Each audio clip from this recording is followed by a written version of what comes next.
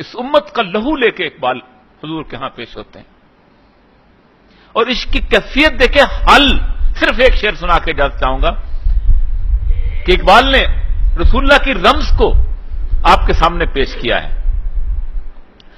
کہا ہر کے رمز مصطفیٰ فہمی داست، جس نے رسول اللہ صلی اللہ علیہ وسلم کی رمز کو پہچان لیا، شرک را در خوف مزمردی داست، اسے کسی دوسرے کا خوف بھی شرک لگتا ہے. جو پٹواری سے ڈرتا ہے وہ بھی شرک کرتا ہے، جو ایس ایچ او سے ڈرتا ہے وہ بھی شرک کرتا ہے، جو چیف منسٹر سے ڈرتا ہے وہ بھی شرک کرتا ہے، جو صدر سے ڈرتا ہے وہ بھی شرک کرتا ہے، جو امریکہ سے ڈرتا ہے وہ بھی شرک کرتا ہے. ہر کے رمز مصطفیٰ فہمی داست، ہر کے رمز مصطفیٰ فہمی داست، شرک را در خوف مزمردی داست. اور جب یہ شرک سے سینہ پاک ہوتا ہے تو پھر اقبال یہ دعویٰ کرتا ہے گر دلم آئینہ بے جوہرست، اگر میرے دل کے آئینے میں کوئی جوہر نہیں ہے، گر بہر فم غیر قرآن مزمرست، اگر اس دل کے اندر قرآن کے علاوہ کوئی ایک لفظ بھی موجود ہے، ایک لفظ بھی موجود ہے، کوئی اور چیز موجود ہے، پردہ ناموس سے فکرم چاک کن، میرے پردہ ناموس جو بنا ہوا نا، بڑا شاعر بنا چاک کر دے، یہ خیاباں راز خارم پاک کن، اس پھولوں کے گلستان میں سے اس کانٹے کو نکال کے باہر پھینک دے. اور یہ دعویٰ کوئی شخص نہیں کر سکتا اس کو رسول اللہ صلی اللہ علیہ وسلم سے عشق کو کہ روز محشر خار و رسوا کن مرا، اگر میرے دل میں قرآن کے علاوہ کوئی اور چیز موجود ہے، مجھے قیامت کے دن خار و رسوا کر دینا، بے نصیب از بوسائے پاک کن مرا، مجھے اپنے پاؤں کے بوسے سے محروم کر دینا. یہ عشق ہے. اسی لیے لوگوں کو شکوہ جو ہے وہ نظم لگتی ہے، مجھے شکوہ نعت لگتی ہے. مجھے جواب شکوہ وہ نعت لگتی ہے کہ اگر کوئی بھی شاعر ہو، پینٹر ہو، کوئی اور ایسا شخص جس نے کوئی افسانہ لکھا ہو، تو نظم کا بہاؤ آخری مصرے کی طرف لے کے آتا ہے، آخری مصرے کی طرف لے کے آتا ہے.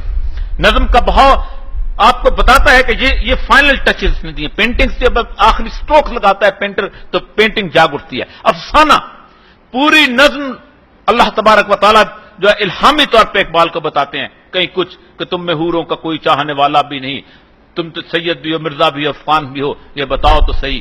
گرچہ مسلمان فلو کہاں لے کے آتا ہے؟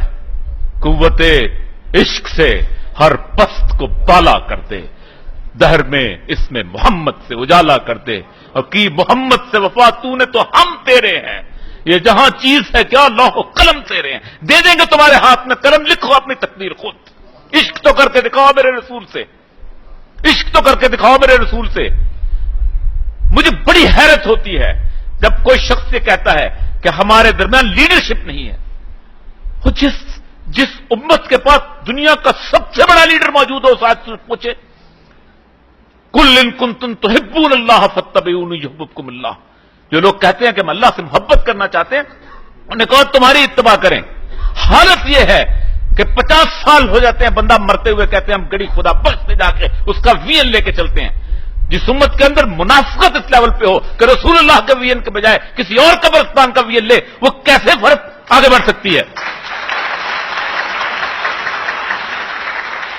ہمارا معاملہ یہ ہے کہ رسول اللہ کے اتباع کا مطلب ہوتا ہے کہ ہر معاملے میں اتباع. ہمارا کاروبار میں لیڈر کوئی اور ہے، ہمارا سیاست میں لیڈر کوئی اور ہے، ہمارا زندگی کے معاملات کے اندر پروفیشن کے اندر لیڈر کوئی اور ہے، ہمارا باپ کے طور پہ امیج کوئی اور ہے. میں فلاں کی طرح کا باپ بننا چاہتا ہوں، میں بل گیٹس کی طرح کا تاجر بننا چاہتا ہوں، میں زندگی کے اندر فلاں کی طرح آگے سیاستدان بننا چاہتا ہوں. ہم کبھی رسول اللہ کو اسوہ حسنہ کے طور پہ سمجھتے ہی نہیں. اس امت کا دامن لیڈرشپ سے خالی ہے ہی نہیں، ہو ہی نہیں سکتا. جو لوگ 100 سال 200 سال بعد پرانے مارکس کے وی این کے اوپر انقلاب لے کے آتے ہیں اور سمجھتے ہیں کہ ہمارا لیڈرشپ کا دامن خالی نہیں، ہمارا لیڈرشپ کا دامن خالی نہیں ہے. کہ محمد سے وفا تو نے تو ہم تیرے ہیں، یہ جہاں چیز ہے کیا لوح و قلم تیرے ہیں.